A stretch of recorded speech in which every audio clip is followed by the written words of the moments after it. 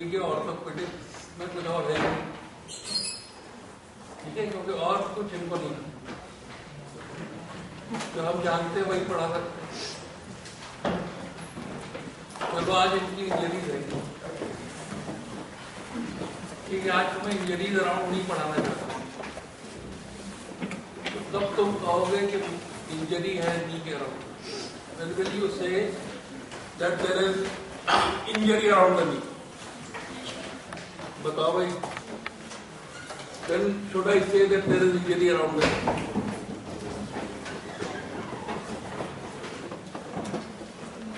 बोलो।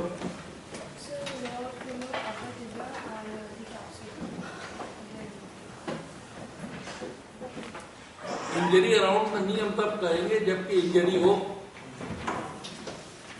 Injury usually जो around the नी होती है वो कब होती है? स्पोर्ट्स में होती है।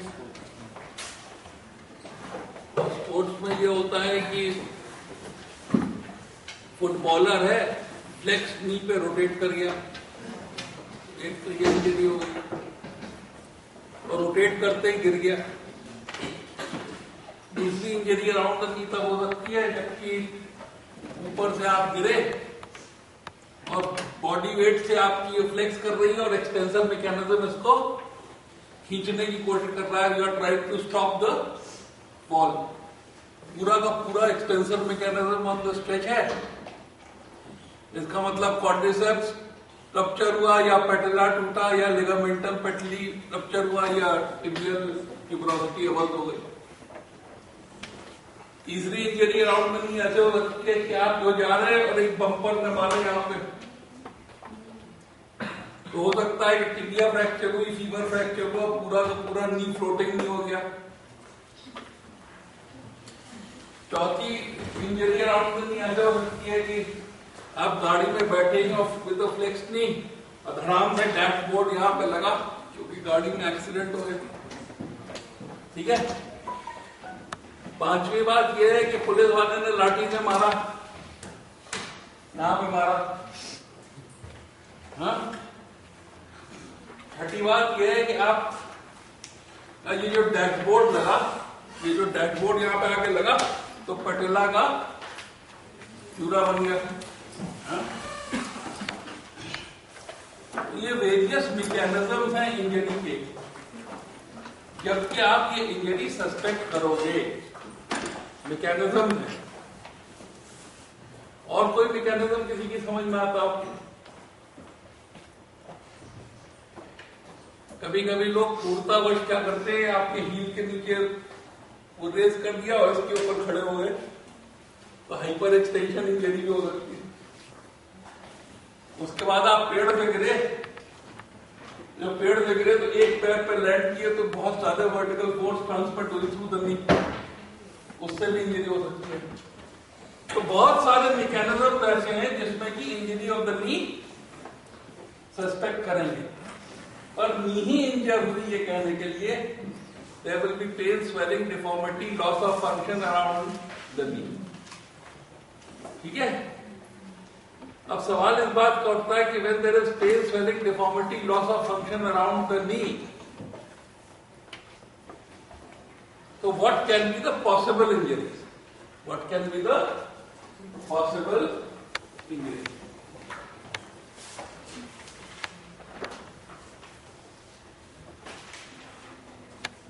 तो अगर आप लोग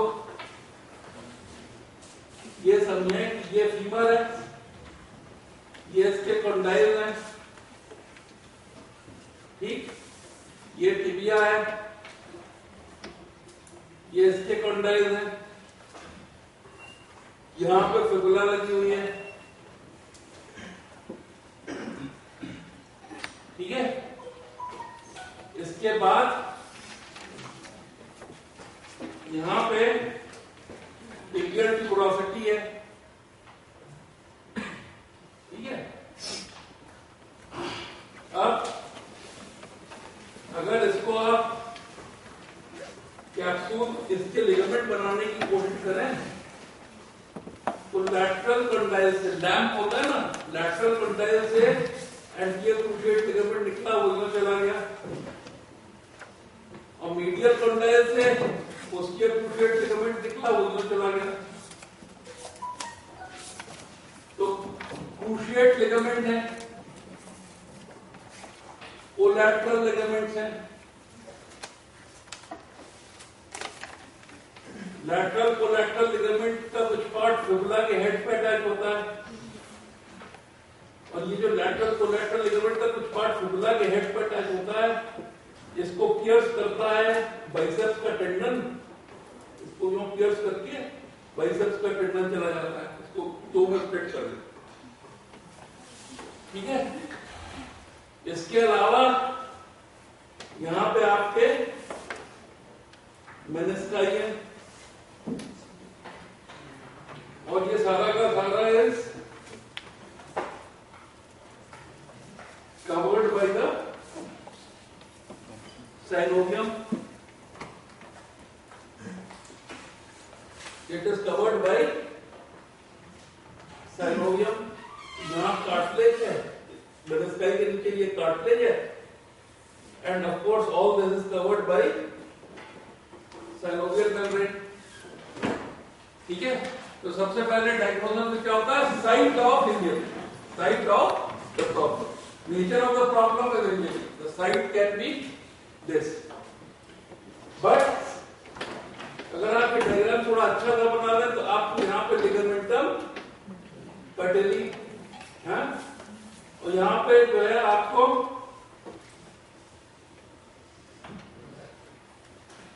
यहां पे आपको पटेला, पटेला के ऊपर आपको क्वाड्रिसेप्स। ठीक है, तो जो भी इंजरी होगी उनमें से यही साइट्स हो सकती है, इसके अलावा तो साइट नहीं हो सकती। ठीक है, तो अगर हम इसको क्लासिफाई करें इंजरीज को, तो we will classify them into bones,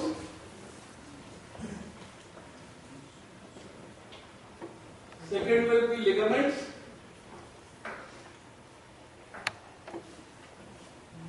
third will be synovium, fourth will be menisci,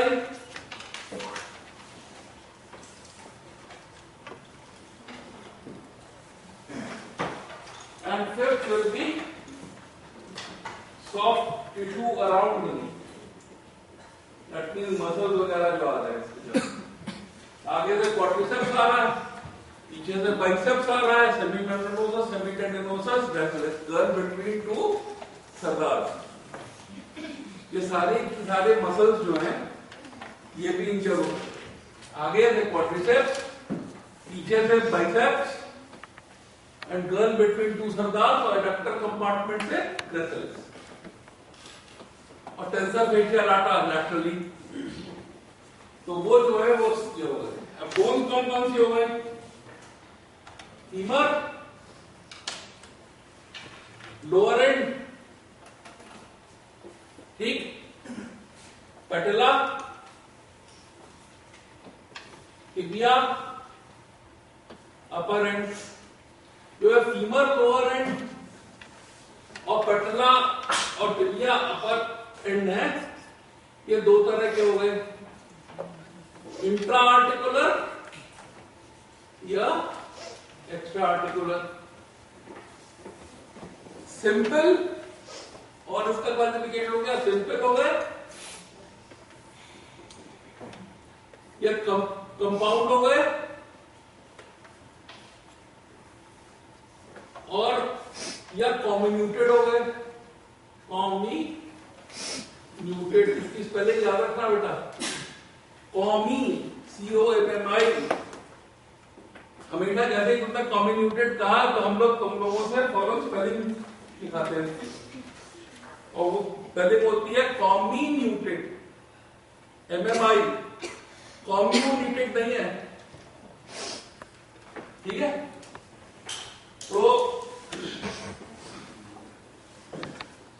इसके बाद लिगामेंट्स, लिगामेंट्स में क्रूशिएट्स हो गए या कोलैटरल हो गए, एसीएल, पीसीएल या मीडियल लैटरल कोलैटरल। इसके बाद साइनोवियम हो गई, इसके बाद मेनिस्काई हो गए, ये लैटरल और मीडियल, इसके बाद ये क्वाड्रिसेप्स मैकेनिज्म हो गया, हम सेमी मेम्ब्रेनोसस, सेमी टेंडिनोसस हो गए, और gracilis which is the girl between to sardars, और सबसे नीचे biceps.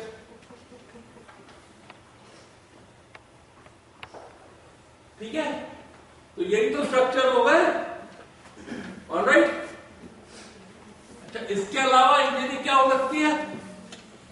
There can be other injury somewhere else also, so don't forget others. ये नहीं हो कि चेस्ट भूल गए बेटा, न्यूमोथोरेक्स हो गया, मर गया मरीज, शॉक हो गया, but there can also be with other injuries भी हो सकती हैं। और इसके अलावा जो बहुत ही इंपॉर्टेंट चीज है, कभी भी नहीं भूलनी चाहिए, वो नर्व्स एंड वेसल्स। इसके अलावा क्या इंजर हो सकता है? Nerves and vessels. ठीक है, इंजरी अराउंड द नी कहोगे कब? जब pain, swelling, deformity, loss of function around knee, following typical types of injury. Possibilities, structures that can be injured: bones, ligaments, synovium, menisci, soft tissues around knee. Bones में femur, patella, tibia, intra-articular or extra-articular, simple or compound, comminuted or not comminuted. Two part. अगर comminuted का होता है तो two part है। ठीक है, ligaments injured, cruciates or collaterals। साइनोवियम में जब इंजरी होती है तो क्या होता है? ब्लड आ जाता है, तो साइनोवियल एफ्यूजन होता है। Either it can be a synovial effusion और hemarthrosis.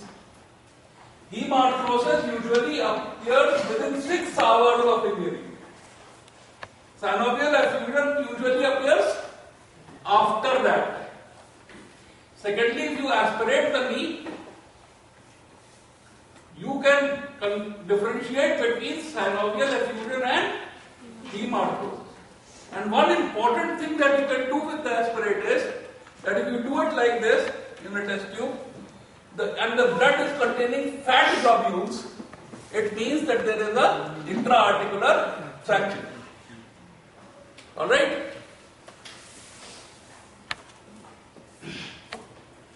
तो अब ये पहचानना है कि ये बोन का फ्रैक्चर है।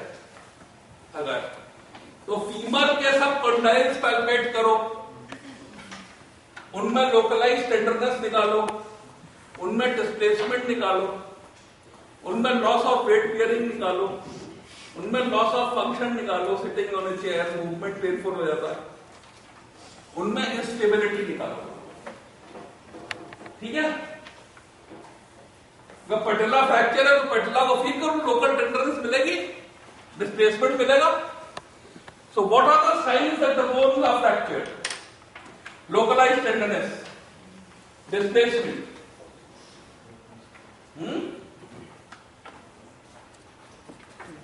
Instability, loss of function. तो ये तो बोन का खेल हो गया। क्लिनिकली फील कर लो, एक्सरे पे देख लो और उसकी एग्जैक्ट ज्योमेट्री डिफाइन कर लो। ठीक है, और ज्योमेट्री डिफाइन करने में ये भी समझ लो कि ये जो डिस्प्लेसमेंट है ये किसी मसल पुल की वजह से तो नहीं है। फॉर एग्जाम्पल फीमर जो है उसके लोअर एंड पे, उसके साइड पे गैस्ट्रोक्टीनियस ओरिजिनेट करता, तो जैसे ही सुप्राकॉन्डाइलर फ्रैक्चर फीमर का हुआ वैसे ही ये गैस्ट्रोक्टीनियस को पुल कर देता है, तो it is always posteriorly angulated. And posteriorly इसके क्या है? Popliteal artery vein and nerve. इसलिए वैस्कुलर इनसफिशिएंसी का चांस सुप्राकॉन्डाइलर फ्रैक्चर में खास तौर से होता है जबकि तुम नी को एक्सटेंड कर दो और एंकल को डॉर्सिफ्लेक्स कर दो। अगर नी को एक्सटेंड करके एंकल को डॉर्सिफ्लेक्स कर दिया तो वो एंगुलेशन बढ़ जाएगा, गैस्ट्रोक्यूनियस खींच लेगा और वो एंगुलेशन बढ़ने की वजह से वैस्कुलर इनसफिशिएंसी हो जाएगी। इसलिए supracondylar fractures of femur are the only fractures which should be immobilized in flexion. Which should be immobilized in flexion. बात समझ में आ गई? अब लिगामेंट्स की बात करो। लिगामेंट को टेस्ट करना है तो क्रूशिएट लिगामेंट कैसे टेस्ट करो? बताओ, कोई आदमी बताए क्रूशिएट लिगामेंट कैसे टेस्ट? हाँ, तो इसका तरीका ये है कि अगर एक जना इधर आ जाओ तो आप तुमको दिखा दें, इधर की तरफ बैठ जाना, इधर की तरफ। हाँ, बैठ जाओ। तो अगर लेटा दिया तुमने मरीज को, अगर पेशेंट लेटा हुआ है तो फ्लेक्शन घट जाएगा क्योंकि quadriceps will be extended, straight head और रेक्टस मूव। इसको तुमने यूं पकड़ लिया बोथ साइड्स और 30 डिग्रीज पे तुमने इसको फॉरवर्ड पुल किया। Now this is anterior draw. और अगर पीछे चला गया तो इट इज पोस्टीरियर ड्रॉ। तो ये हो गया टेस्ट फॉर क्रूशिएट लिगामेंट। दूसरा जो है कोलैटरल लिगामेंट का, यहां पे तुमने फुलक्रम रखा और इसको इधर की तरफ पुल किया। अगर ये वैल्गस पुल हो गया तो मीडियल कोलैटरल गया, अगर ये वायरस पुल हो गया लैटरल कोलैटरल गया। तो कोलैटरल लिगामेंट्स को टेस्ट करने का सिंपल तरीका मालूम हो गया? हाँ, तो tenderness on that ligament and the desired instability either in the broad test और इन वैल्गस और वायरस टेस्ट। ठीक। साइनोवियम मैंने तुम्हें बता दिया, साइनोवियम में स्वेलिंग होती है। तो जब साइनोवियम में स्वेलिंग होती है तो तुम ये देखोगे कि तुम्हारे पेटिला के चारों तरफ 4 फॉसी हैं। एक ये 2 है ऊपर क्वाड्रिसेप्स की साइड पे और एक ये 2 नीचे लिगामेंटम पटली की साइड पे। ये दोनों और ये दोनों भर जाते हैं। Instead of being concave they become convex and you can always compare it with the opposite side. The second thing is ये सुप्रापटलर पाउच को तुम दबाओ तो फ्लूइड जो है पटला के नीचे चला जाएगा और इसके बाद तुम इसको टैप करोगे तो patella will go back, strike against the bone and come and strike back against your finger. So that is called as patellar tap. And the third thing is that you press here and you feel here. So you can elicit fluctuation, cross fluctuation. So 3 basic physical signs of synovial effusion. And whenever you get synovial effusion, then you must aspirate. You must aspirate. Aspiration, ये यहां पे ये quadriceps पटिला में insert होता है, उसके just नीचे से go under the patella, go under the patella, और उससे जब तुम एस्पिरेट करोगे तो एस्पिरेट एवरीथिंग, मतलब ये कि अगर 50 सीसी फ्लूइड तो 50 सीसी फ्लूइड निकाल दो, because that gives a lot of relief to the patient. ठीक है? See whether it is clear fluid, see whether it is blood, if blood, whether it is with fat globules or without fat globules. ठीक है? After that, tie a good bandage. Usually जो bandage होती है, that is called as Robert Jones bandage. That is called as Robert Jones bandage. तो Robert zone bandage बनने का जो तरीका है तो आप लोगों की पट्टी तो नहीं लाए ना, इलास्टोमेरिक बैंडेज लाए नहीं, और किसी के पास दुपट्टा है नहीं तो मूवमेंट हम दिखा नहीं सकते, नहीं दिखा सकते। रॉबर्ट जोन्स बैंडेज बांधना सीखना चाहिए। बढ़िया रॉबर्ट जोन्स बैंडेज बांधोगे तो नी को बड़ा आराम मिलेगा। इसका सिंपल सा सिद्धांत क्या होता है कि अगर तुमको फ्लेक्स करना है, अगर तुमको नी को फ्लेक्स करना है तो इधर से बैंडेज गई और क्रॉस करेगी पॉप्लिटियल फॉसा में, तो इधर से आएगी और फिर क्रॉस करेगी पॉप्लिटियल फॉसा में। तो जैसे अगर तुम फ्लेक्स नी पे बांध रहे हो तो जो पॉप्लिटियल फॉसा में 8 बन रहा है ना, that is pulling both the thigh and the leg into flexion. बात समझ गए? और जितना लंबा लीवर आर्म लोगे उतना ही स्ट्रॉन्ग पुल होगा इनटू फ्लेक्शन। अगर तुम्हें एक्सटेंशन करना है then the 8 will come anterior. अगर तुमको बैलेंस करना है तो 8 will come medial collateral ligament पे। अगर तुमको वैल्गस करना है then the 8 will come towards the lateral side. ठीक है?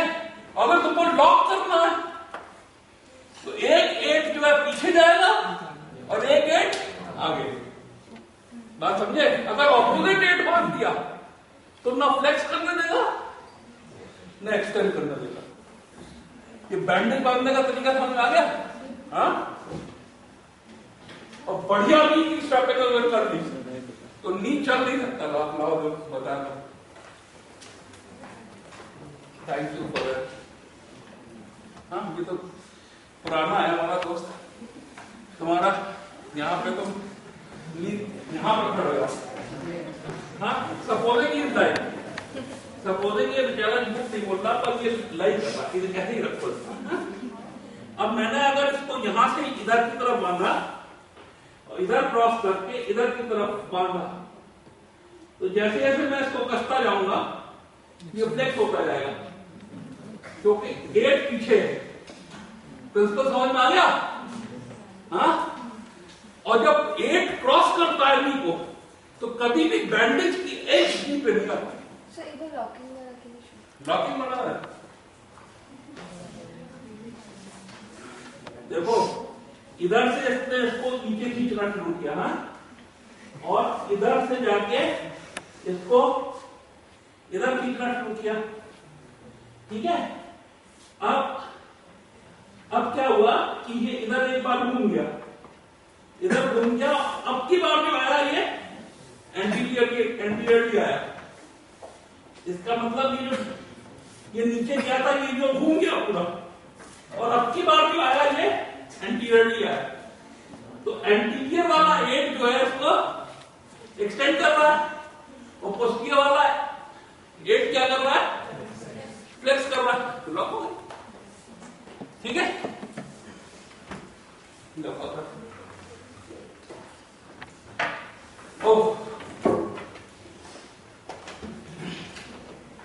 तो बढ़िया रॉबर्ट जोन्स बैंडेज बांध दी। खासतौर से कब? जब सुप्राकॉन्डाइलर फ्रैक्चर सस्पेक्टेड, क्योंकि सुप्राकॉन्डाइलर फ्रैक्चर में एक्सटेंशन में इमोबिलाइज नहीं करना है। अगर एक्सटेंशन पे कर दिया तो पॉप्लिटियल आर्टरी चली जाएगी बेटा, हैं? और इसलिए हर बार जब ये स्टेपिंग कर लो तो always feel the dorsalis medius and posterior tibia. Feel करनी आती है? हाँ? अब मरीज को भेज दिया, न्यूरोलॉजी कर दिया और मरीज को भेज दिया एक्सरे में। ठीक है? मरीज एक्सरे करा के आया तो आपने देख लिया बोन कौन सी फ्रैक्चर्ड है, फ्रैक्चर की ज्योमेट्री क्या है, कितने पार्ट्स में फ्रैक्चर्ड। ठीक? अब इसके बाद आपको देखना है कि भैया कहीं मीडियल लैटरल कोलैटरल लिगामेंट तो नहीं गया। तो आपने क्या किया कि स्ट्रेस दिया, वैल्गस स्ट्रेस दिया और देखा कि उस तरफ का जॉइंट कितना खुल रहा है as compare to opposite side. ठीक है? तो इसको हम लोग कहते हैं stress radiography. It is stress radiosity. पहले जमाने में you could put in a dye and see filling defects, मतलब सॉफ्ट टिश्यू को देखना, कोलैटरल और मेनिस्कस को देखने का तरीका ये था, ये सैनोवियम में डाई डाल दो और उसमें फिलिंग डिफेक्ट देखो शेप वगैरह में। अब एमआरआई आ गया है, तो कंट्रास्ट एमआरआई की वजह से आर्थ्रोग्राफी की जरूरत नहीं पड़ती, आजकल नहीं पड़ती। ठीक है, अब आपने क्या किया कि पेशेंट को बढ़िया बिलो नी बैलेंस स्किन ट्रैक्शन देके, बिलो नी बैलेंस स्किन ट्रैक्शन देके बोलर्स ड्रॉन क्रेडल पर रख दिया, जिससे कि नी फ्लेक्शन में थोड़ा थोड़ा उसको ट्रैक्शन लग रहा है और वो इमोबिलाइज हो गया। तब तक आपने पेशेंट को एनेस्थीसिया और सर्जरी के लिए इन्वेस्टिगेट कर लिया। ठीक है, अगर इंडिकेशन ऑफ सर्जरी है तो कहानी पूरी।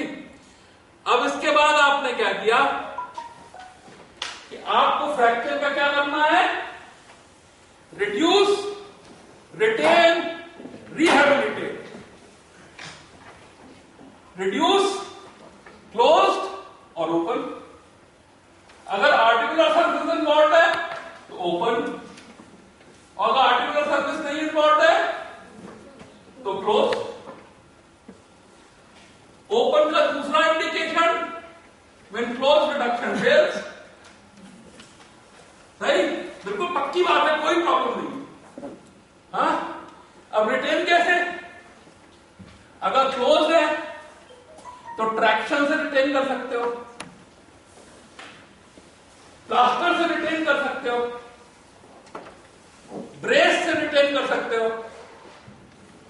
है ना। जो ट्रैक्शन है that can be skin traction or that can be skeletal traction. There can be a skeletal traction or there can be a skin traction. अब अगर ओपन कर दिया तो अगर आर्टिकुलर कार्टिलेज का फ्रैक्चर है तो पहले आर्टिकुलर कार्टिलेज को रेस्टोर करो। पहले नी को खोल के आर्टिकुलर कार्टिलेज को रेस्टोर कर लो, फिर जो convert a 3 fragment fracture into a 2 fragment fracture, और फिर डिस्टल और प्रॉक्सिमल को फिक्स करने की सोचो। You can fix it by a plate और अ इंटरलॉकिंग नेल, डिपेंडिंग ऑन कि डिस्टल फ्रैगमेंट कितना लंबा है। अगर डिस्टल फ्रैगमेंट काफी लंबा है तो उसमें नेल से फिक्सेशन बढ़िया हो जाएगा, अगर डिस्टल फ्रैगमेंट छोटा है तो प्लेट से काम चलेगा। अगर तुम्हारा टिबिया का फ्रैक्चर है तो टिबिया का फ्रैक्चर अगर डिप्रेस्ड है तो you will have to elevate it. जब एलिवेट करोगे तो नीचे गैप हो जाएगा, तो नीचे you have to fill bone crack and then you have to fix by a screw which is just under the articular cartilage, which doesn't allow it to displace downwards. ठीक है, अगर एक्सटेंसर apparatus का fracture है तो अगर पैटेला का intra articular fracture है elderly में, इंट्रा आर्टिकुलर एल्डरली और कम्युनिकेटेड, तो पेटेलेक्टमी करेंगे। अगर ट्रांसवर्स है और इंट्रा आर्टिकुलर है तो reduction and tension band wiring, TBW, tension band wiring. और अगर एक्स्ट्रा आर्टिकुलर फ्रैक्चर है तो एक्स्ट्रा आर्टिकुलर फ्रैगमेंट्स को एक्सरसाइज कर देंगे और जोड़ देंगे। ये पैटेला के फ्रैक्चर की कहानी खत्म हो गई। तो पैटेला का फ्रैक्चर हो, चाहे फिमोरल कंडाइल का फ्रैक्चर हो, चाहे टिबियल कंडाइल का फ्रैक्चर हो, अब सवाल उठता है, फिर से पूछो, कुछ पूछ रहा है कोई? Tension band wiring. Tension band wiring जो है उसका बहुत सीधा सिद्धांत ये है कि अगर ये पैटेला का ये वाला फ्रैगमेंट है और ये पैटेला का ये वाला फ्रैगमेंट है, तो तुमने इसमें 2 केवायर्स डाल दिए, बिल्कुल पैरेलल डाले, क्योंकि अगर पैरेलल नहीं है तो रेल की पटरी अगर पैरेलल ना हो तो पहिया चलेगा नहीं। इसके बाद तुमने ये थोड़ा सा पीछे की तरफ डाले, you have put this in the posterior part of पेटला, ये पोस्टीरियर पार्ट ऑफ पेटला में डाल दिया तुमने। अब तुमने यहां से एक वायर घुमाया जो इस तरह से घुमा के लाए तुम वायर उधर से, और यहां पे 8 क्रॉस किया और इसको यहां घुमा के लाए। इस वायर को जब तुमने कसा तो ये वायर क्या कर रहा है, इसको वायर को यो प्रेस कर रहा है, it is pressing these like this, and fragments can now only move on the wires. Fragment कोई टेढ़े मेढ़े तो हो नहीं सकते हो, तो दे विल कॉम्प्रेस। और इसमें बात यह है कि जब quadriceps डिस्ट्रैक्ट करना शुरू करेगा, when the quadriceps starts distracting, then this tension force, distraction force will be converted into a compression force on the fracture। समझ गए? इन वायर्स की वजह से क्या होगा कि जो quadriceps के contraction की distraction force है, it will be converted into a compression force at the fracture। So this is the principle of tension band wiring।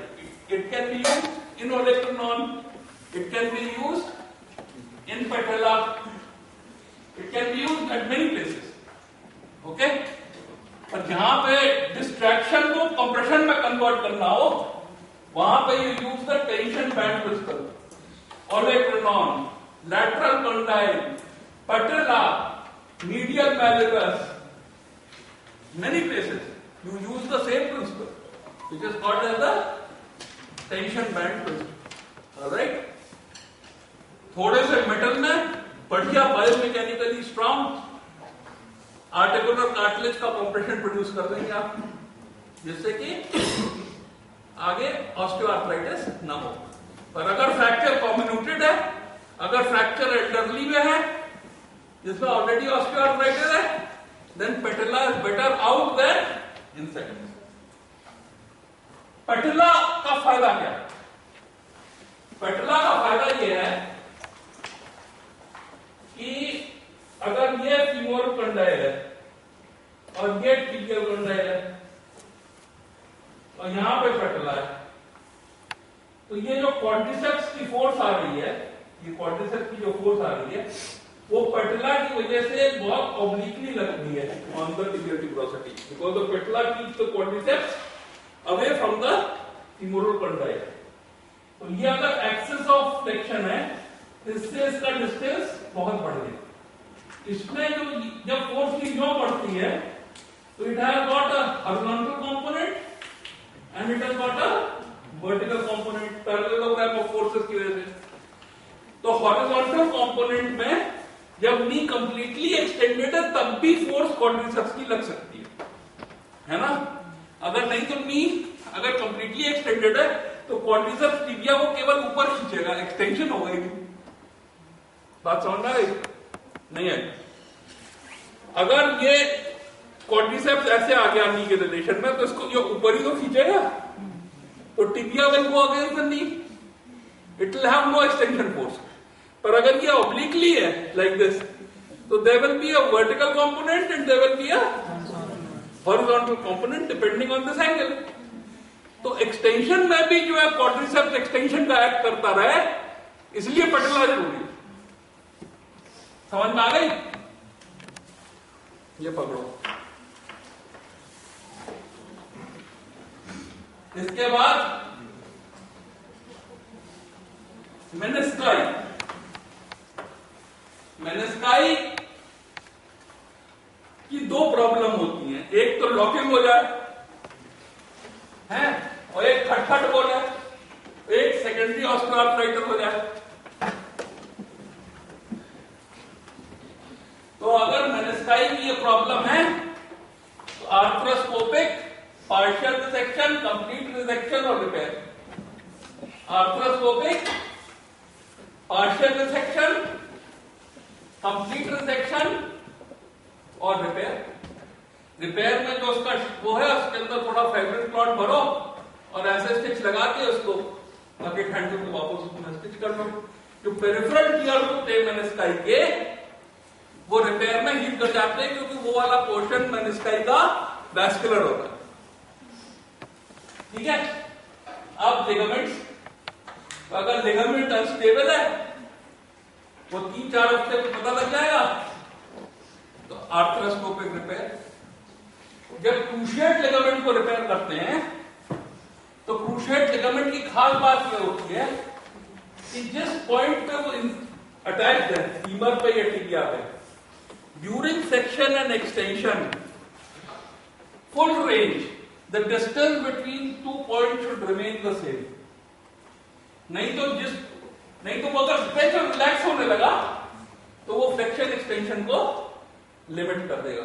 उन 2 पॉइंट्स को जहां पे तुम अपने ग्राफ्ट को अटैच करते हो दोनों तरफ, उनको कहते हैं आइसोमेट्रिक पॉइंट्स। उनको क्या कहते हैं? Isometric points. ठीक है। इसके बाद सॉफ्ट टिश्यू इंजरी हो सकती है।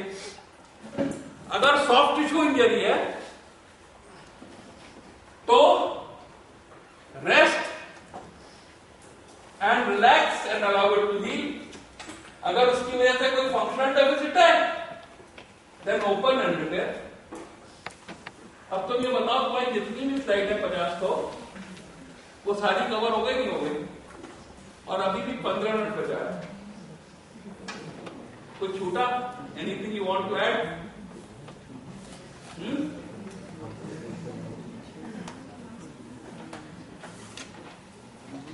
अब कौन आदमी इस लेक्चर को 15 मिनट में रिपीट कर देगा? Who will repeat? किसी की हिम्मत, जल्दी से बोलो, फटाफट, try it, will help you out.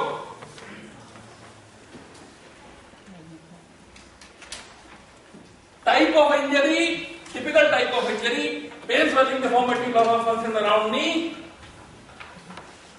Palpate the bones, palpate the ligaments, find out any instability, look for synovial effusion, find, if in case of synovial effusion, find out whether it is effusion or hemarthrosis or hemarthrosis fracture, है ना? Tie a good bandage, keep the knee flexed in case of supracondylar fracture, see the dorsal vessels, transport the patient to the X-ray, get a good X-ray done, prepare for anesthesia. All right? Either reduce, retain and rehabilitate, or open, reduce, retain and rehabilitate. Aspirate the effusion. Prevent a good Robert Jones bandage. Tie a good Robert Jones bandage to prevent recurrence of hemarthrosis. Alright? Menisci repair. Menisci का test क्या होता है? मैकमरेज test. दूसरा test होता है और तीसरा है आर्थ्रोस्कोपी या एमआरआई। सो रिपेयर द मेनिस्काई और एक्सरसाइज पार्शियल मेनिसेक्टमी और complete मेनिसेक्टमी, reconstitute the ligament, give good physiotherapy and rehabilitation, and in case of complication, secondary osteoarthritis,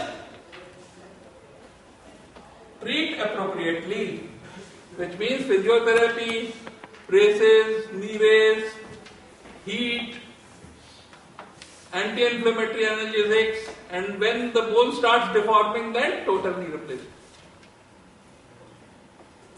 हो गया भैया पूरा? हाँ? अब एक फ्रैक्चर में कुछ पकड़ के चलोगे तो कहां जाओगे भाई? हैं? फीमर और पटलाई खत्म हो जाएगा। स्लाइड दिखा दो जल्दी से। ये स्लाइड ले लेना, because anybody is free to study in greater detail. क्यों?